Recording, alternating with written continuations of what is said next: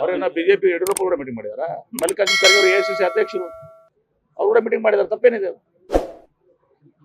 ಏನ್ ತಪ್ಪೇನಿದೆ ಹೇಳ್ರಿ? ಭೇಟಿ ಆಗ್ಬಾರ್ದ? ರಾಜೀವ್ ಗೌಡ್ರು ಬಂದು ಭೇಟಿ ಆದ್ರೆ ಮತ್ತೆ ಬೇರೆ ತಪ್ಪೇನಿದೆ? ತಪ್ಪೇನಿದೆ ಭೇಟಿ ಆಗಕ್ಕೆ?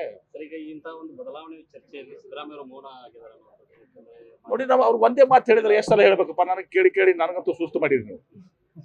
ಏನ್ರಿ, ಸಿದ್ದರಾಮಯ್ಯ ಅವ್ರು ಒಂದೇ ಮಾತಾಡ, ಹೈಕಮಾಂಡ್ ಏನ್ ನಿರ್ಧಾರ ಮಾಡ್ತಾರೆ ಅದಕ್ಕೆ ನಾನು ಬಂದಿರ್ತೀನಿ ಅಂತ ಹೇಳಿ ಸಿದ್ದರಾಮಯ್ಯವ್ರು ಹೇಳಿದಾರೆ. ಡಿ ಕೆ ಶಿವಕುಮಾರ್ ಅವ್ರು ಹೇಳಿದಾರೆ, ನಾವು ಹೇಳಿದೀವಿ.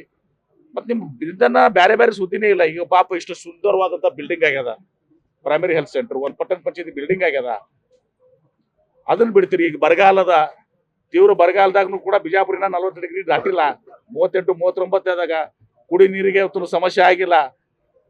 ನಾವು ಕೆರೆ ತುಂಬುದು ನೀರಾವರಿ ಮಾಡಿದ್ರಿಂದ ಇವತ್ತು ದಿವಸ ಜನ ನೆಮ್ಮದಿಯಿಂದಾರ. ಪ್ರತಿ ವರ್ಷ 700 ಟ್ಯಾಂಕರ್ ಹಚ್ತಿದ್ವಿ ಇದೇ ಸಂಬಂಧದಲ್ಲಿ. ಇದೆಲ್ಲ ನಿಮ್ಗೆ ಬರಂಗಿಲ್ಲ. ಅವರೇ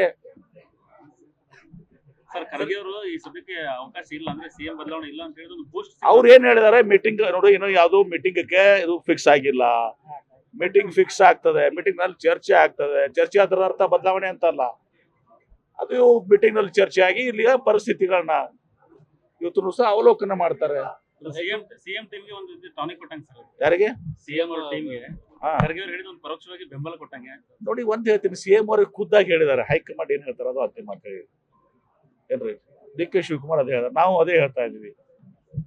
ಎಷ್ಟು ಸಲ ನಿಮ್ಗೆ ಹೇಳ್ಬೇಕು? ನಿಮ್ಗೆ ದಿನ ಅದನ್ನ ಬಿಟ್ಟು ಬೇರೆ ಸುದ್ದಿನೇ ಬೇಕಾಗಿಲ್ಲ.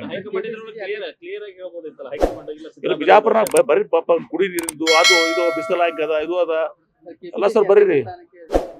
ಯಾವ್ದು